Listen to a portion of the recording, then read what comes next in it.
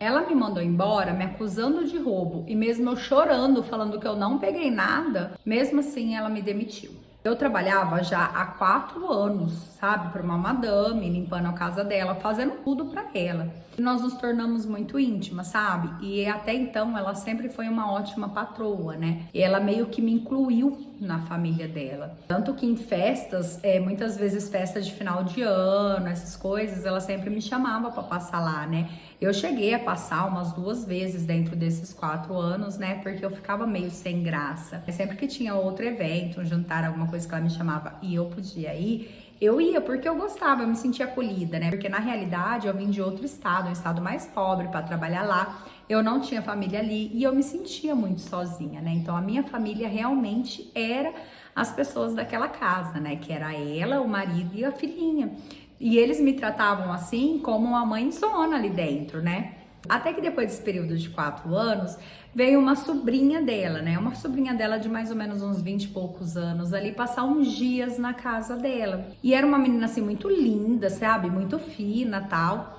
E eu sabia que a minha patroa, ela tinha as joias dela, o dinheiro ficava no cofre, ela tinha os documentos pessoais. Eu que organizava todas essas coisas, sabe? A maioria das joias ficava dentro de uma gaveta, que inclusive tinha uma chavinha que só eu e ela sabia onde ficava essa chave. Beleza, essa sobrinha dela tava prestando por um concurso lá na região e tal, e ela ficou lá na casa da minha patroa em torno de uns 5 meses, sabe? E assim, ela era muito educada, tudo, só que assim, ela me tratava com muita indiferença, né? Não tinha nada a ver da forma que a minha patroa me tratava, né? Quando a minha patroa estava perto, ela era mais educada, tudo. Mas quando a minha patroa não estava em casa, ela estava na empresa, alguma coisa assim, e tava só essa sobrinha dela lá, ela, tipo, me tratava como uma escrava dela, sabe? Pega isso, traz isso pra mim, faz isso. Ó, você não limpou direito aqui. E eu aguentando aquilo, né? Eu fiquei meio sem graça de contar pra minha patroa a forma que ela tava me tratando e tal. Fiquei na minha. Até que depois de uns 2 meses que ela já estava ali me tratando desse jeito quando a minha patroa não estava, eu peguei e bati de frente com ela, né? Ela foi grossa ali comigo, né? Começou a me pedir para pegar várias coisas. Ela atrapalhava até o meu serviço, né? Porque eu tinha que parar o que eu tava fazendo pra ir atender a dondoca. E eu olhei pra ela e falei assim: pega você tem mão? Você não é minha patroa é a sua tia. Pode parar de me tratar assim, senão eu vou falar pra ela. Essa menina, ela ficou tão estressada, sabe? Ela gritou comigo, falou um monte, falou que ela ia falar pra tia dela que eu era uma péssima funcionária. Eu falei: pode ir que eu falo tudo o que tá acontecendo aqui. Não tenho medo de você, se ela quiser acreditar em você, bem. Só que o que eu não sabia é que essa menina, ela ia acabar aprontando pra mim, né? E eu reparei que depois dessa nossa discussão, ela começou a me tratar melhor, né? Tudo, e eu dando graças a Deus, bobinha, achando que ela tinha melhorado, né? Mas não. Acho que ela já tava arquitetando todo um plano ali. E sempre que eu tava limpando o quarto da tia dela, ela ficava em cima, sabe? Conversando comigo, perguntando a minha vida, contando as coisas dela. E eu, de fato, achei que ela tava querendo se aproximar. Beleza. Passou os 5 meses que ela ficaria ali, né? Esses outros 3 meses, depois que eu dei a esculachada nela, ela me tratando melhor, ela pegou e foi embora. Voltou pra cidade dela porque não deu certo o concurso que ela foi prestar. Passou mais umas 2 semanas depois que ela tinha ido embora, os meus patrões, eles tinham um evento, sabe? Um evento bem chique e tal. Queriam vários empresários ali da cidade. Minha patroa ainda pediu minha ajuda pra ela escolher o vestido, né? Agora era impossível, porque ela tinha cada vestido lindo. Aquele dia eu ainda dormiria na casa dela, porque uma das babás não podia ir, né? E ela pediu meu auxílio ali pra ajudar outra moça. E ela, depois de colocar o vestido, ela foi pegar as joias, né? Ela começou a mostrar as joias dela e tal. Porém, na cabeça dela, ela já sabia o que ela queria usar, né? Que era uma joia, coisa mais linda, sabe? Ela tinha um colar assim. Gente, eu não sei o que é aquilo, sabe? Eu sei que era uma pedra vermelha. Diz ela que era rubi, não sei o que era aquilo lá, sabe? Mas era a coisa mais linda. Ela já usou em outras ocasiões. E, de fato, era o que iria combinar. Ela caçou ali na gaveta, não achou. Ela falou assim: ó, sabe onde tá aquele colar, tal, tal? Como eu sabia, né, qual que era, eu falei assim: ah, tá aqui, né? Só que na hora que nós abrimos a caixa dele, estava vazio. Eu falei pra ela, não, mas é aqui que ele fica, né? Cadê? Você não usou, colocou em outro lugar? E ela já começou a ficar nervosa, sabe? Ela falou assim: ah, de certo, eu ia usar e não ia guardar de volta. Eu sempre guardo as minhas joias, eu tenho cuidado com as minhas joias. Aqui só eu e você mexe pra limpar. Então, se eu não peguei ela, né? Se eu da última vez que usei coloquei aqui e não tá, então foi você, onde você colocou, né? Foi quando ela começou a me acusar, né? Falando assim que não tava suficiente o que ela já me dava, por que que eu fui fazer aquilo, por que que eu fui pegar a joia que ela mais gostava. Aquela joia não era só uma joia cara, tinha um valor sentimental, porque era herança dos pais dela, sabe? Ela começou a fazer um monte de acusação. E ali na hora que eu vi que ela tava me acusando, eu já comecei a bater de frente pra ela. Eu falei, você tá duvidando de mim, né? Quantos anos eu trabalho aqui? Nunca pegaria nada seu. Quando eu lembrei da sobrinha dela, falei, ó, antes de me acusar, pergunta pra sua sobrinha. Ela foi a única pessoa, além de mim e você, que entrou aqui no teu quarto. Ela ficava aqui bisbilhotando toda vez que eu tava limpando. Naquele momento, eu achei que, de fato, ela ligaria pelo menos pra sobrinha dela e perguntaria, né? Mas não, ela ficou extremamente nervosa que eu acusei, né, a sobrinha dela. Ela começou a me xingar de tudo quanto é nome, falando que eu queria jogar a responsabilidade para outra pessoa. Falou para mim que se eu não devolvesse, ela ia chamar a polícia. Eu falei que poderia chamar, mas que eu não peguei nada. Ficou por isso. De muita discussão, o marido dela entrou ali no quarto, porque os nervos já estavam exaltados, tentou acalmar ela. E depois disso, obviamente, eles me demitiram, né? Eles não me demitiram por justa causa, porque eles não tinham nenhuma prova, né? Mas assim, eu acredito que mesmo que eles não tivessem me demitido, eu já não voltaria mais lá depois de ser acusada, né? Afinal, foram tantos anos trabalhando. Eu saí de lá. Aquele dia, eu chorei tanto, mas eu chorei tanto, sabe? Eu tinha aquela família como a minha família. Na hora que eu mais precisei da confiança deles, eles não acreditaram em mim.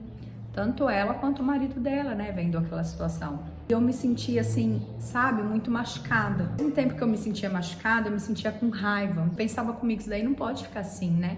Só porque eu sou uma pessoa mais simples, eu vou ser acusada e vai ficar por isso mesmo? Só que aí que entra aquele negócio, sabe? A justiça de Deus nunca falha mesmo, né? Passou uns 6 meses depois de todo esse ocorrido, eu não tinha mais falado com ela. Eu já estava trabalhando em outra casa, né? Não dei o contato dela como referência porque eu fiquei de fato com medo, né, do que ela poderia falar, porque eu não havia pego nada. Passou esse período, de quem eu recebo mensagem? Dela. Me mandando mensagem pedindo inúmeras desculpas, que a sobrinha dela havia pego o colar. E ela só ficou sabendo que a sobrinha dela foi em um evento, foi com o colar. Ela, de fato, não postou nenhuma foto na rede social. Só que as pessoas que estavam com ela postaram várias fotos nas redes sociais e ela saiu em várias e o colar no pescoço dela. E a minha ex-patroa viu. Na hora que ela viu, ela falou que ela ligou para a sobrinha dela, falando um monte, tudo. A sobrinha dela só pediu desculpa, falou que ela tinha visto onde guardava a chave e ela só pegou emprestado. Olha só, depois de todo esse período, ela falou que ela só pegou emprestado, que ela devolveria assim que ela fosse lá para a cidade de novo, mas ela acabou esquecendo de avisar a tia. Aí ela veio, né? A minha ex-patroa veio me pedindo um monte de desculpa. Desculpei? Naquele momento me deu uma leveza, mas ao mesmo tempo um senso de justiça. Tem todas aquelas mensagens, né? Porque nas mensagens ali ela tava falando que ela me acusou injustamente, que ela me demitiu injustamente, inclusive me pedindo para voltar e assumindo que eu não tinha roubado nada. E levei para um advogado. O advogado, na hora que viu aquelas mensagens, ele adorou. Ele nem me cobrou, porque ele falou assim que aquilo ali daria danos morais, não sei o quê, que aí 10% era dele. E entramos com uma ação. Teve muita gente assim, né, que falou assim pra eu não fazer isso, que eu iria me queimar. Mas sabe assim, quando você acha que é necessário e não foi nem pelo dinheiro, mas só assim pra ensinar a pessoa, né, por mais que ela já teve o ensinamento ali de conhecer o erro dela, mas pra ela mostrar que todo ato dela tem consequência, que ela não deve jogar uma pessoa inferior a ela, foi isso que passou pela minha cabeça. Então, sim, por mais que tivesse várias pessoas falando pra eu não entrar com processo, porque isso me queimaria, tal, eu entrei com processo. E não me arrependo. Mais 2 anos que eu tinha entrado com esse processo, porque de fato é demorado.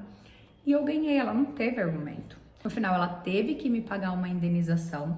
Depois disso, ela ficou extremamente nervosa, né? Que eu tive coragem de processar ela. Com o dinheiro da indenização, eu consegui, inclusive, quitar algumas continhas e mandar dinheiro para minha família lá do outro estado. Eu quis contar a minha história, porque eu acho que tem muita gente que às vezes se acha superior e tenta humilhar as pessoas de uma tal forma, né? E também para incentivar você, que às vezes passa por isso e não sabe como sair. E não é assim que funciona. Porque eu aprendi que por mais que um tenha dinheiro e o outro não, no final da vida vai ser todo mundo igual. O buraco vai ser o mesmo. E hoje eu tenho certeza, sabe, que independente do processo ou não, o que ela fez comigo, sabe, o julgamento dela serviu para ela de aprendizado. E eu espero que de fato ela não faça mais isso com ninguém. Eu sigo a minha vida, né? Com o dinheiro que eu recebi da indenização, como eu falei, eu paguei algumas contas, mandei para minha família e fiz um cursinho, né, que eu queria muito fazer. Faz 4 anos que isso aconteceu. Hoje eu não trabalho mais de faxineira, não trabalho em casa de ninguém, eu trabalho numa empresa, eu tenho a minha profissão. E eu consegui mudar de vida através do erro dela. Então, assim, por isso que eu não consigo me arrepender. Mesmo com várias pessoas falando que eu me aproveitei da situação e tal, mas eu não penso assim. Infelizmente, assim, ou felizmente, eu não vejo dessa forma, né? Eu vejo que a atitude dela teve uma consequência e eu soube buscar os meus direitos. Mas e aí? Você acha que eu fiz certo ou errado em processá-la? Porque às vezes eu me pego pensando, né, de tantas pessoas falarem. Você pode me dar a sua opinião? Essa é a minha história. Oiê, meu nome é Jaqueline Ramazotti e aqui nesse canal eu narro histórias que eu recebo de seguidores. E se você gostou do canal, deixa seu like aqui para me ajudar e já se inscreva que toda semana eu lanço história nova por aqui. E se quiser que eu narre a sua história também, me mande lá na DM no Insta ou no e-mail jaquelineramazotti@icloud.com. Até a próxima história.